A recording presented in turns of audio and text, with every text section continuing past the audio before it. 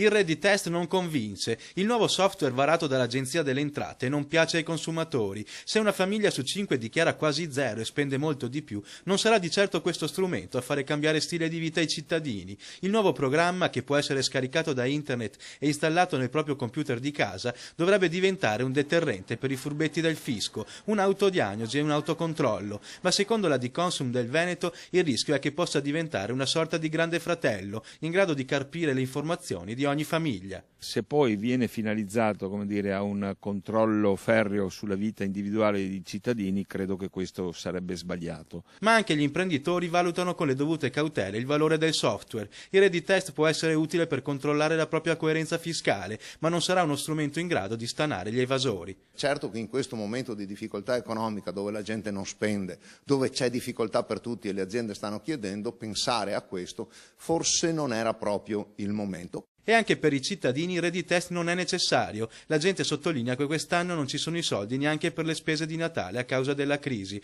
Non serve quindi nessun mezzo in grado di misurare le uscite delle famiglie. Soldi non ce ne sono, quindi per me possono fare qualsiasi reddit test che... Non c'è molto da spendere perché con la crisi che c'è adesso... C'è una crisi incredibile, di conseguenza risparmieremo proprio sulle spese di Natale, che mi sembra la cosa più ovvia. In periodo di crisi qualche regalino, ma minimo, per i nipotini, solo quello, che sanno i pensionati, non è che possiamo fare altrimenti.